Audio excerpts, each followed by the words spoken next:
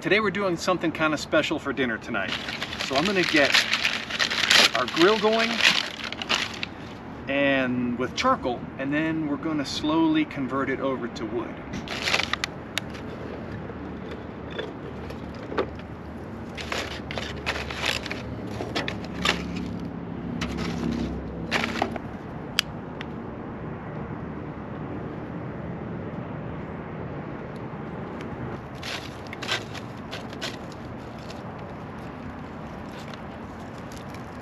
All right, tonight we are doing a roast over the fire in the Dutch oven.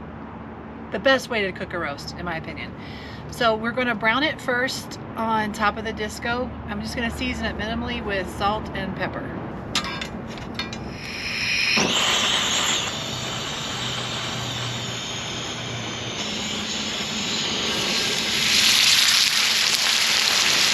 Okay, now I'm gonna season the other side.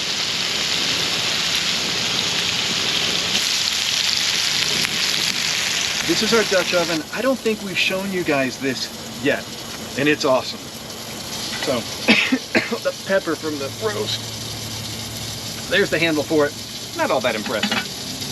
But actually, this handle came from a cook chef or camp chef, so don't hold that against us. So here's the Dutch oven, and it's amazing.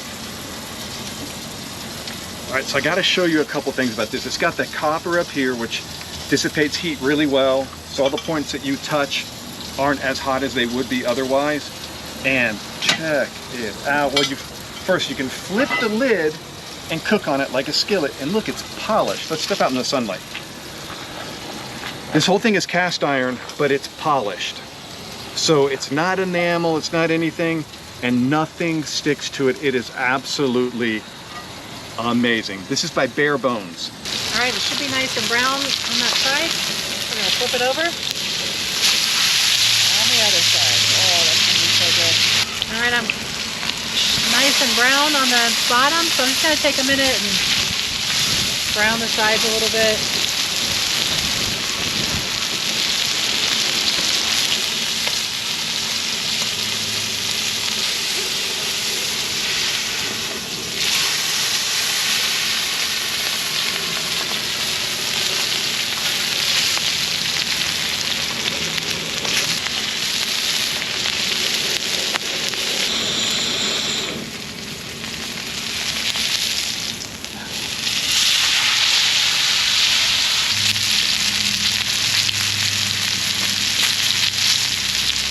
So up next, I'm going to chop up an onion and put in the bottom, as well as an entire head of garlic.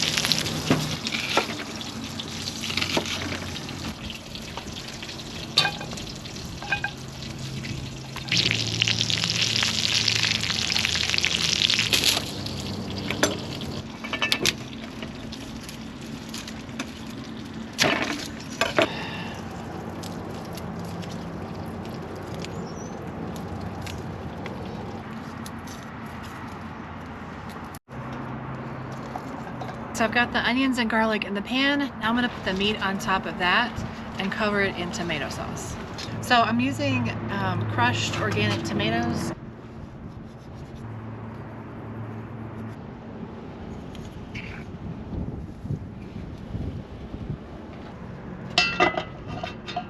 Our charcoal is really hot right now. So now we're just gonna convert this over to some wood. And then we're gonna hang the Dutch oven over the top of it.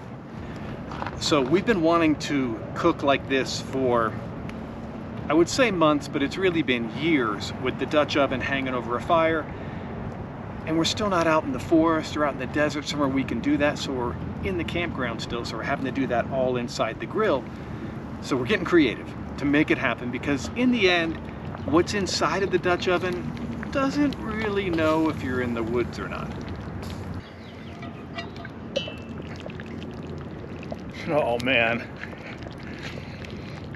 that is smelling so good. We've had the roast on for a couple hours now. Let's take a look and see what it looks like.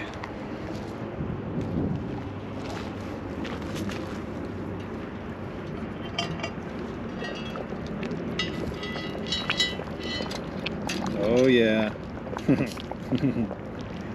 That's looking so good. I'm gonna check on the roast. Hopefully it's getting close to being done. Our gorgeous weather that we had earlier has changed. We've got snow coming in overnight. It's starting to sprinkle, so let's see how it looks.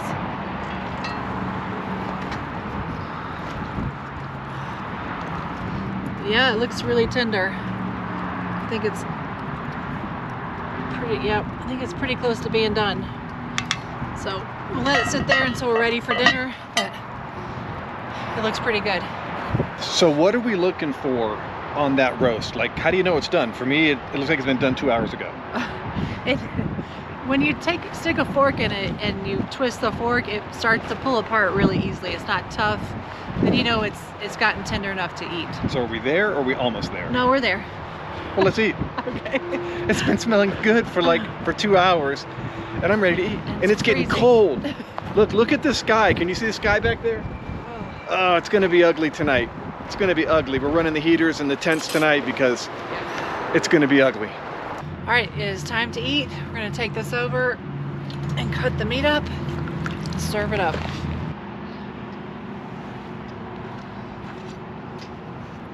It's really good.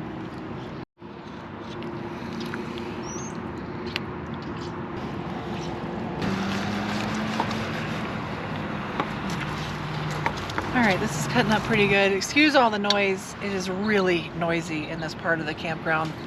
We're kind of down near I-25, but we decided to stay down here to be near friends. We have some really good friends that we made last summer. So we are staying down here, but with that comes noise. Yeah, there's an upper section kind of behind us and even north, if you see where I'm pointing there, that's much quieter, but it's a huge RV park, and then we're really far away from friends, and so it works out that we want to be close to our friends, and it's just a little bit noisier. You can see, look, you can see I-25 right there, so we're really close, and we had some rain that just came through, so the roads are wet, so it's just extra noisy, but it doesn't matter. We enjoy being here, and I am ready to eat. Yeah, this is gonna be really good. We're gonna eat this kind of like a stew because there's so much broth that it made, and it's really delicious, so we're gonna eat it with a spoon. All right, this is my first bite. I've been smelling this all day long, so let's try it out.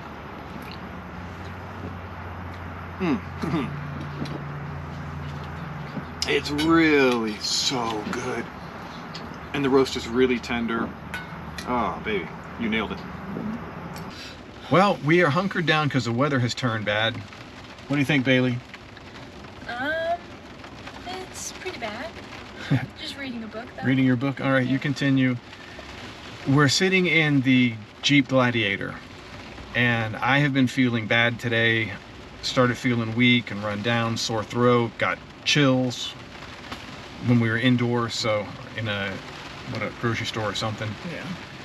So Natalie and I have this question for you. If you're in a storm and you're in rooftop tents and there's lightning, thunder and lightning around, or at least it's close by or there's a chance, what do you do? Do you get into your vehicle? Do you stay in your tents? Do you just start running around and hope for the best? I mean, what do you think? I prefer being in a vehicle. Yes, I think so. I think if there's a lot of lightning, you get out of the tent and you get in the vehicle. That's the smart thing to do. I think it's a smart thing to do. We have this ground tent gazebo thing that our neighbors gave us, but the wind's blowing really hard and it's raining, and I'd rather just be in this vehicle right now. Yeah, I think that tent's fine.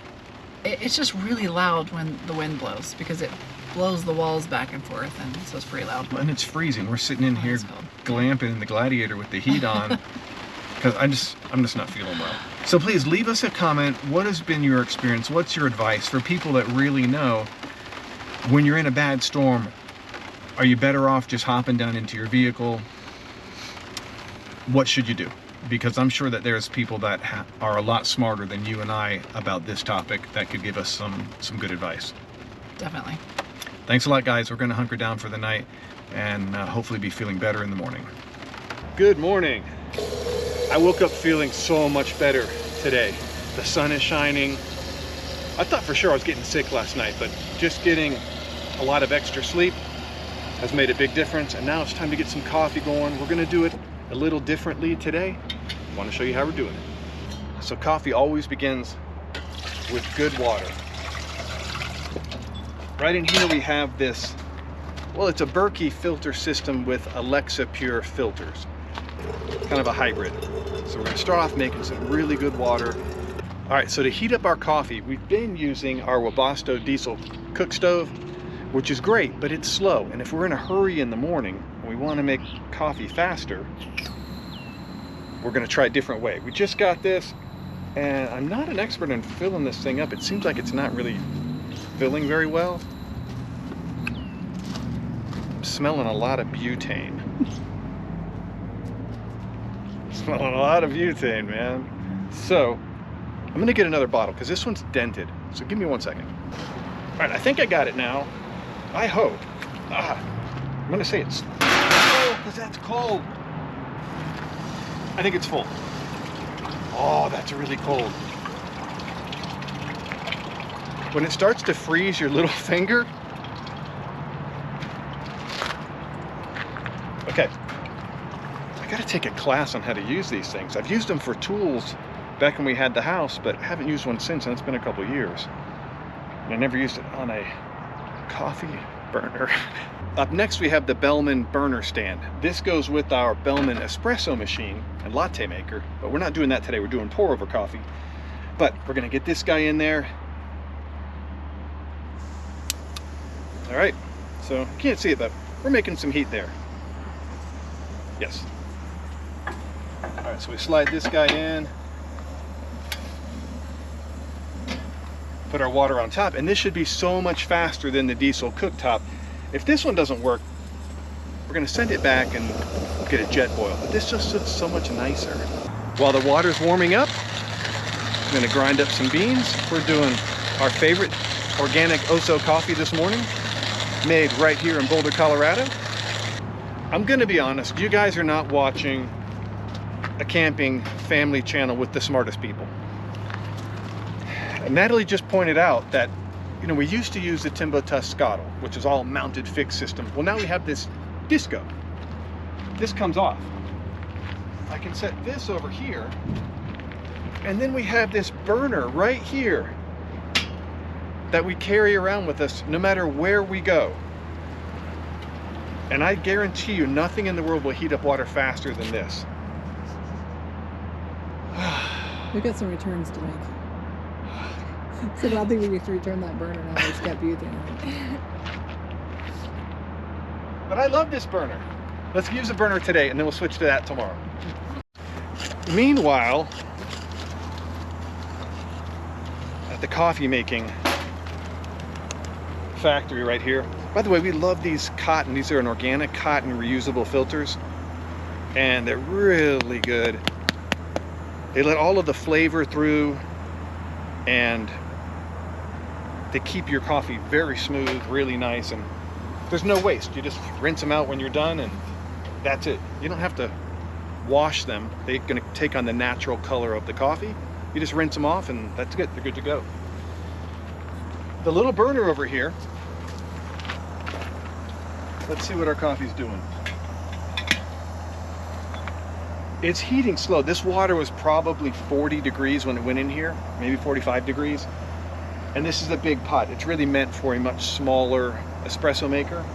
So this might be overtaxing it with the pour over. Now that we know we have a better way to do things. Water's boiling. Start pouring.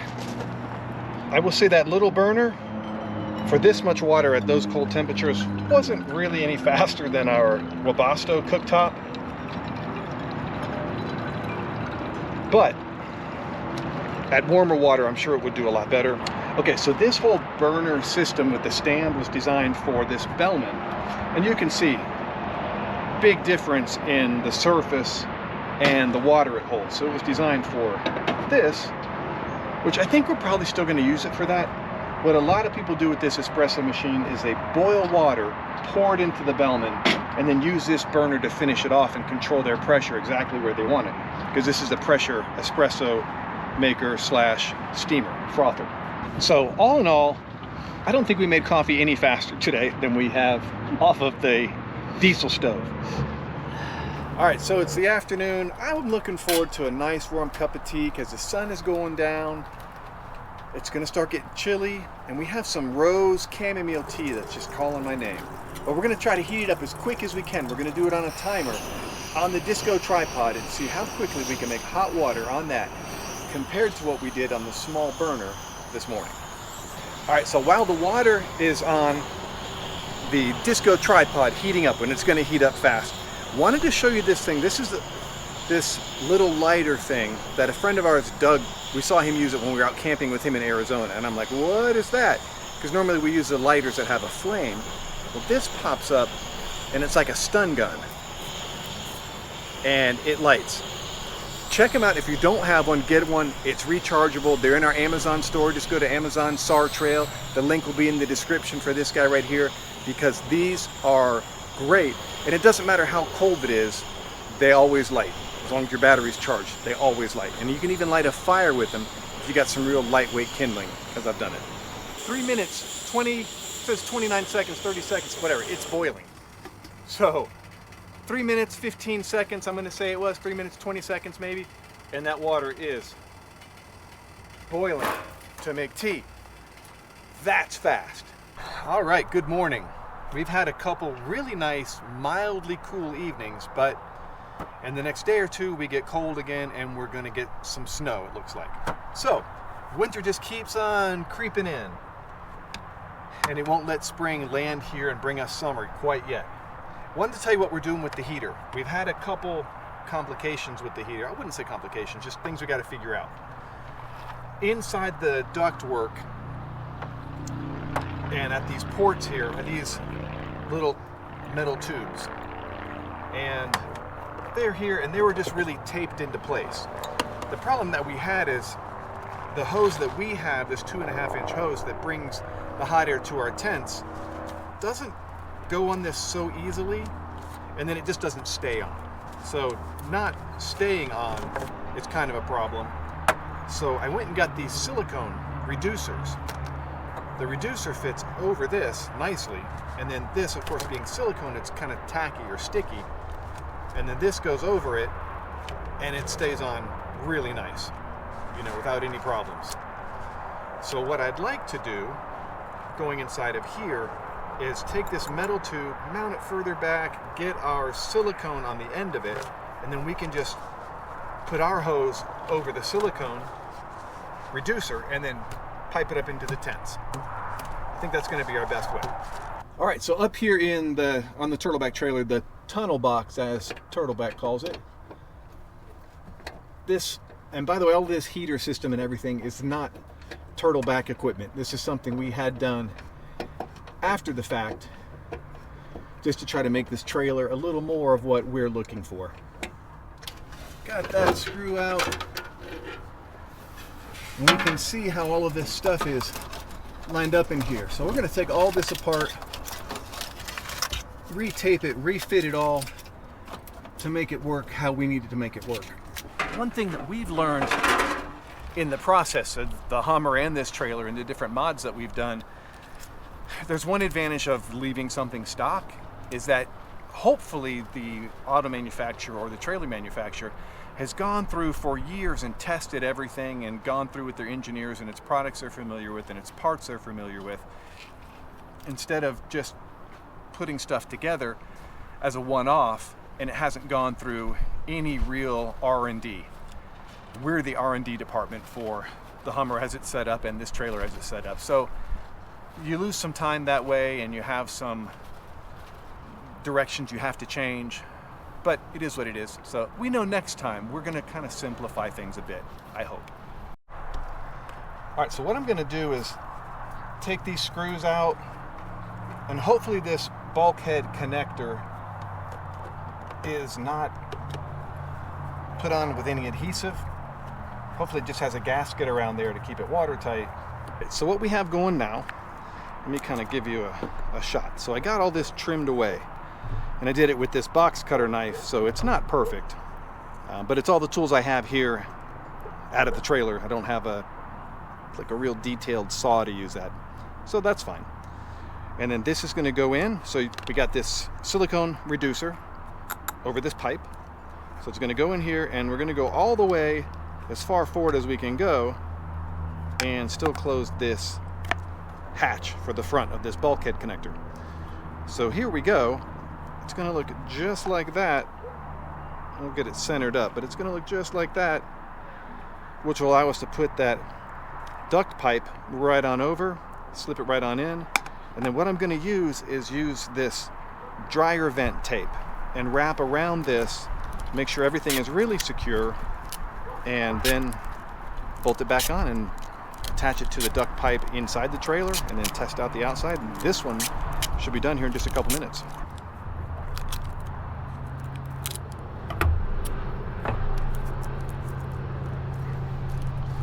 Feels pretty solid. Look at that. Boom, put the pipe on. We're going to be going. All right, let's go ahead and get this one lined up. Get it screwed on in there or bolted in there. And then we're going to see if we have to do any trimming on the inside. We got that there. Then the hose will just go right on over.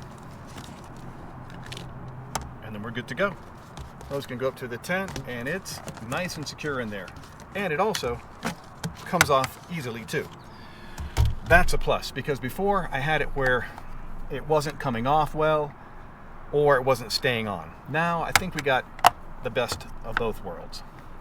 We'll get this one off, do the same exact thing, and then go underneath and then hook the two pipes up and then put the cover over it all, and we should have consistently connected warm air going into our tents whenever we want it. Here we go. Second one is done. Check it out.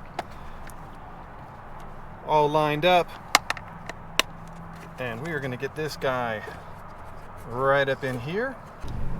All right, so another thing we got going on today is taking this freezer out of the Hummer, because hopefully in a couple days the Hummer will be going to Cyker Fab to get all this work done on it. So I've undone, is that right? I've taken out the bolts from the bottom here. They bolt from this slide tray up into the fridge. Taken those out, and now I'm just gonna wait for Natalie to come around, or a buddy of mine, Sean, over there, come around, and then we're gonna pop this guy out and get it plugged in inside that gazebo tent that we have, and we're gonna then take this onto shore power instead of onto solar. All right, my buddy Sean came over. We got the freezer out of the Hummer, got it here inside the gazebo tent, and let me show you what I'm gonna do back here with the duct work. And I got kind of a good plan, I believe. Let me swing you around so you can see the two hoses hanging down right there. I'm not really loving how they have to go to allow room for the fridge to slide in. They got to go up to this bar here, and they kind of get dented in. So I'm going to switch over eventually to this hose that we use outside. It's more flexible, where these are rigid, and once you crimp them, they start getting real restricted. And we get occasionally a warning on the Truma combi that there's an obstruction in the line, and I think those are the obstructions we're talking about right there. So I'm going to make some changes there. I ordered some more of this hose, so today I'm just going to tape it up right up here, these two spots. Just tape them onto the exterior ports. I'm not going to put the shielding back on here, and we're going to go with it like that for a couple days till the new hose gets in. And once the new hose comes in, then I'm going to cut those back, put them back on, and run that different pipe the rest of the way. And I think that's going to flow a whole lot better. I'll probably change the shape of that shielding just a little bit, give it a little bit more room so we don't end up having any obstructions, because the last thing we want is this thing, middle of the night, it senses an obstruction, it's not moving enough air, and it shuts off the heat, and then middle of the night and it's really cold. All right, you can see the pipes there. I just kind of Mickey Moused it Not really worrying about getting it done right at this point because I'm going to take it all apart again.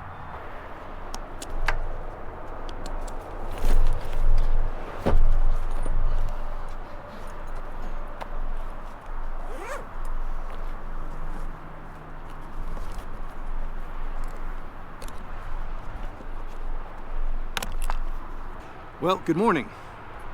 Today's project, at least for a little bit, is to go through this radiator and straighten out the fins. Some of them through the process of getting it installed and then taken out on our H3, some of the fins got bent. And I want to get these fins all straightened out. That way we're getting the maximum amount of airflow and cooling. This is an entropy, or same as the ECP. I think it's ECP. I think that's right. ECP radiator for the Hummer H3. This is one of the things we're going to be putting in to try to solve our cooling, or actually to solve our heating problem and get better cooling. This is same dimensions as factory in the height and the width, but it is thicker. I think it holds 1 point something gallons more. It's substantially thicker, so it holds a lot more water.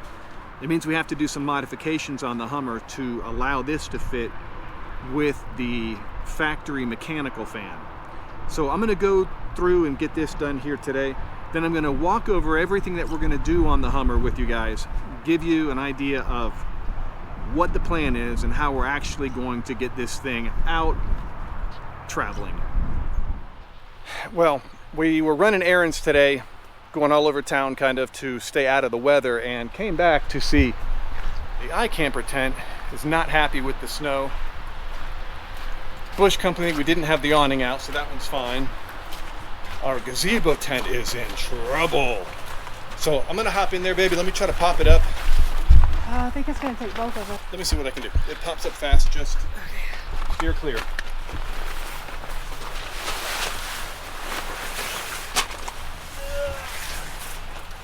think it's too heavy. It's way heavy. I need a shovel. Oh, I don't know if we can do a shovel on the tent, but mercy. I hope we don't have any snap holes. It doesn't look like it, but I can't tell.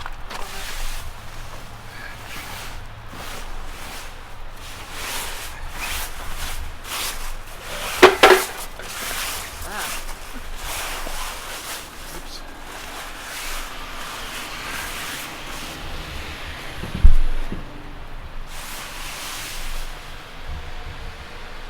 You know, if we could just make heat in there, just to melt it all off. Because I don't know what we do about what's in the middle. So I think we need a shovel, or a broom or something. How do you get to it? Oh, I don't know.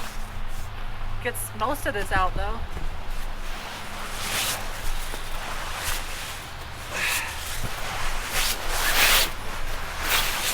It's weird. The snow's nice and warm on your hands. Yeah, feels great. I'm going to tell you what, every year that we're here, we have an event that takes down a tent. Let me see if I can just do like one portion at a time.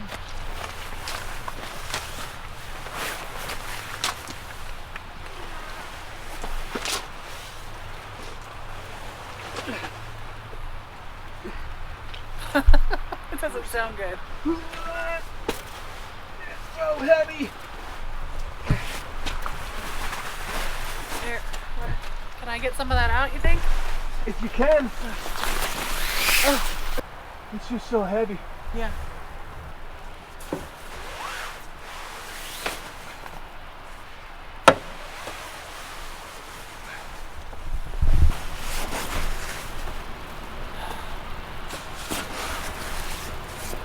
Here, for reference, check that out. That's not powder.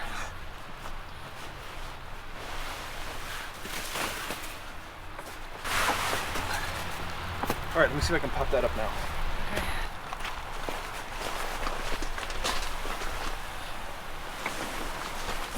It's a little bit easier now, huh?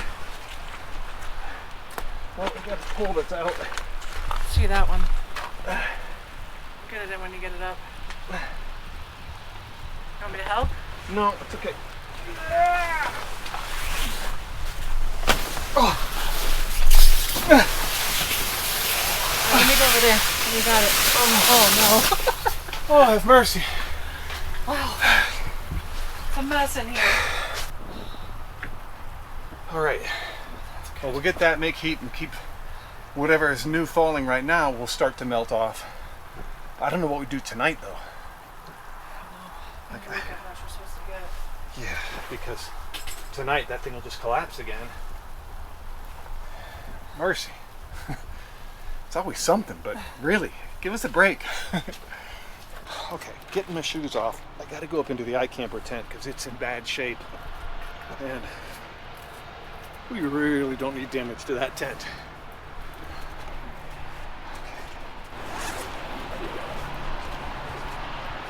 Try to get all the way in before I start knocking this stuff so it doesn't come down on my back.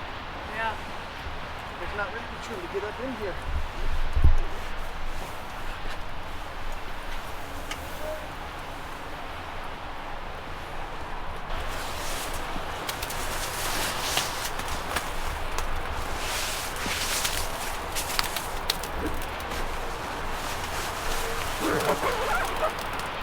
I think you need to do the front with this awning because you're just putting more and more snow on it. There you go. That's better. Rainfly looks weird. That's better now. Looking better? Yeah. It All just right, still let me go had back snow inside. on it because I was thinking, wow, that looks really stretched out. But it was just Yeah, let me go back inside. If we're gonna get snow again tonight, I think we gotta take these off. Or keep the heater on in this thing so it melts it off when it hits. My shoes are full of snow. Yep. Ay. I'm sorry. I was too busy watching the snow falling. Into my boots. Okay.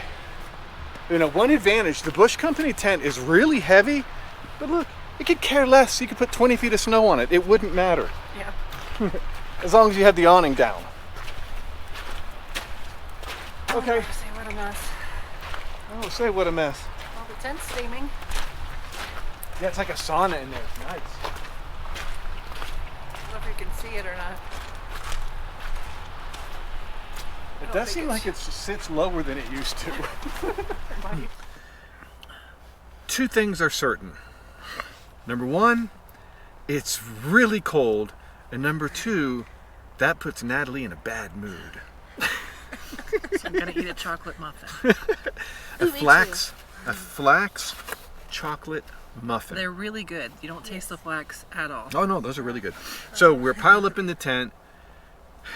Whenever it warms up, in another day or two when it's done raining and snowing, like I told you. When it's done raining and snowing, probably 2 days from now, I'm going to walk you through the whole Hummer build and everything we're planning on doing. But right now, I don't want to be out there doing that. We've been dodging the snow and the rain all day with mild success. It has actually quit snowing. So that's a good thing. It is supposed raining. to gradually warm through the night. So we have one cool thing about this iCamper tent is it has a skylight. This is the Sky Camper, or iCamper Sky Camp, I think it is. So it has a skylight that has a clear panel up here when you take the canvas part off, and we can look up there and see if we're accumulating any snow before it starts to get real heavy here. And then I know, okay, we got to beat down the tent and everything, and then probably go outside and deal with the outside tent. I don't think so. It's gonna be 36 by morning. I'm glad. I'm glad. Are you getting a little more warm? Yes. Can you smile? There you go. It looks real. All right. What are we watching tonight, Bailey? The Andy Griffith Show. The Andy Griffith Show, starring, oddly enough, Andy Griffith.